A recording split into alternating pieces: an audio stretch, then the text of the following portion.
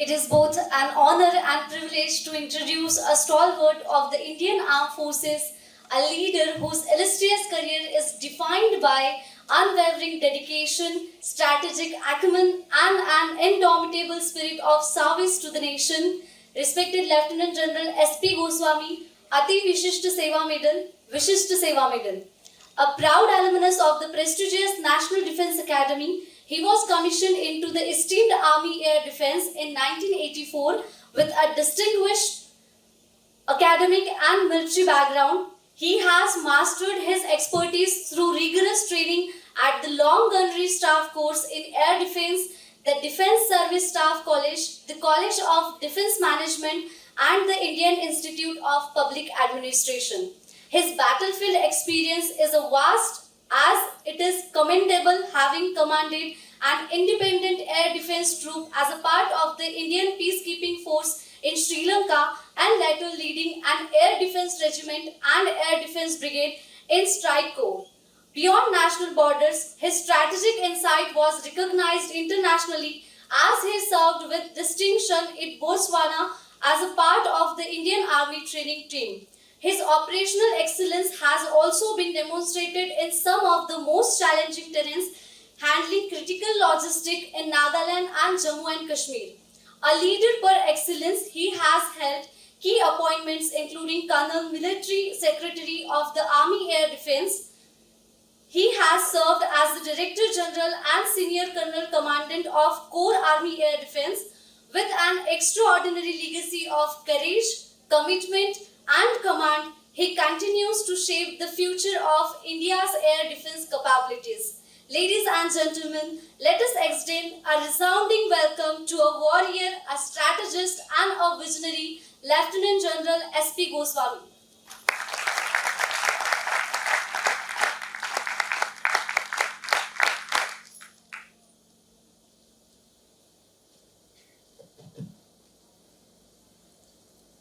Firstly, I must apologize for not speaking in Marathi. I am from Rajasthan.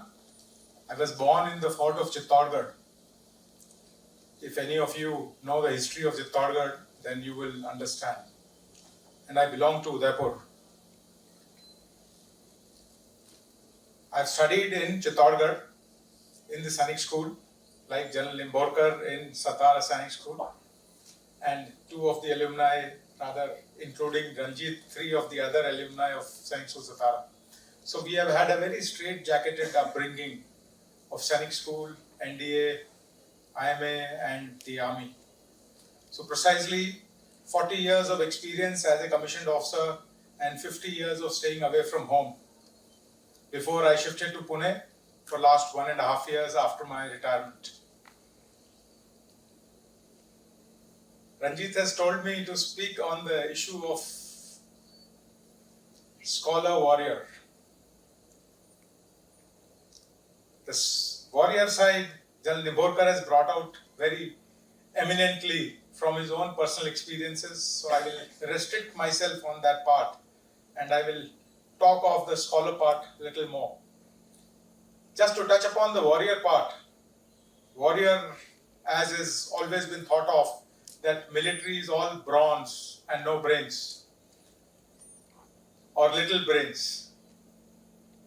So it was mainly physicality, mental toughness, and two very, very important parts, morality and ethics. So I will leave these four parts for now and I will shift to the scholar part. You will see the word soldier being used by anybody and everybody without even understanding what a soldier is all about. You will find political parties using the word soldier. You will find NGOs, social groups, anybody and everybody using the word soldier. And soldier has been prefixed with soldier saints, soldier administrators, soldier academicians, soldier instructors, and recently in Afghanistan, it was military contractors. So that is how loosely the word soldier has been used. Yes, a soldier has been called upon to perform any and every task that the country finds in its routine. We had the army running the trains in 1972-73, if I recall correctly, 72 it was, or 73, when there was a big strike led by George Fernandes and Datta Samant.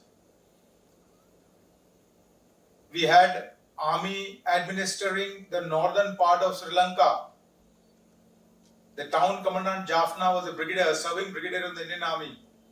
And in the history of conflict, it started in 1982-83 in Sri Lanka, right down to the time that we left, that is the IPKF left in 1990. The best peace and the best development that took place in the north of Sri Lanka was when it was administered by the army. So these are just two of the examples that I have talked of. But to develop the capabilities of taking on these varied roles, the soldiers have to come from a background, and that background relates to a good academic background, and as an officer in the Army, Navy or Air Force, it is the art and science of warfare that you are going to practice. The art of warfare comes from the leadership issues that General Nimborkar just brought out. And it is focused on an extrovert personality, interpersonal relationships, the kind of communication skills you possess, and kind of personal examples that you can set. And this is what is ingrained into young minds like yourselves right from the stage that you are in your families and you land up in schools. So today you are a part of Yoddhaa Institute, where such qualities are to be ingrained in you, so that when it comes to a crisis, you are able to take charge as a leader. Have you seen traffic jams on the road? Has anybody taken on a leadership role ever?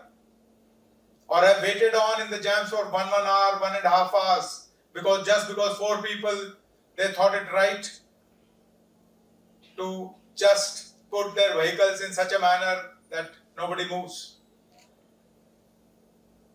Have you seen crisis taking place in societies? There is a situation in 2012, I think it was 2012, when there was an instant flood that got created outside Katraj tunnel on the road which is leading towards Satara, and number of cars got washed out. That was a simple situation of nobody taking charge at an appropriate time in the society. So what is required is that these leadership skills should come up naturally into you. When it comes to a situation where you are in crisis and there are two choices with you, fight or flight, you don't adopt the flight option, you opt for the fight option. By fight, I don't mean getting into a physical battle with somebody. I am talking of taking charge.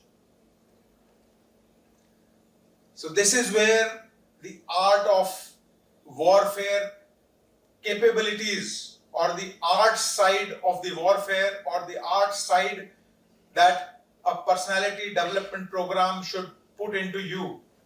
And that is why military has got such an elaborate system of services selection board spreading over 4 days. where you are put through a good psychology test. Therefore, it is very, very important that these qualities are inculcated right into the young minds, and therefore, in case a situation like that takes place, you are in a position to take charge, whether in army life or civilian life or wherever you are in your life. Second thing, the science of war. Today, we just heard an elaborate talk by Professor Godbole on the AI. It is the militaries who have been at the forefront of induction of technologies which later came into the civilian life. The data transmission that we see today, which is part of a very, very routine existence of all of us, was being practiced in Indian Army as early as 1976.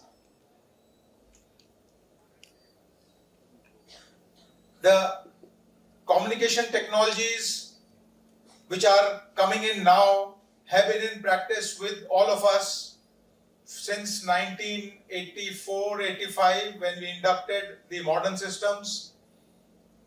So what I am trying to bring out is that a career in the armed forces requires a very, very strong scientific background.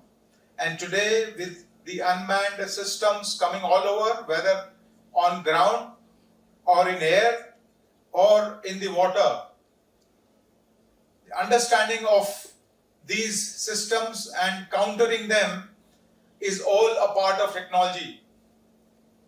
But in this technological situation that the whole world is in, the man behind the machine is the most important, and that is what you will be in case you take charge or you get into the services. So a career in the army today epitomizes the concept of scholar warrior, which you all have joined in Yoddhaa to practice. I will be brief. I understand that I am at a critical time, and therefore I will call it a day. Thank you very much. Thanks to Colonel Ranjit and the esteemed panel which I have been asked to share and sit on the dais with.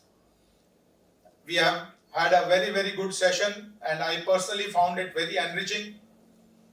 And thanks to all of you for being patient listeners. Thank you once again.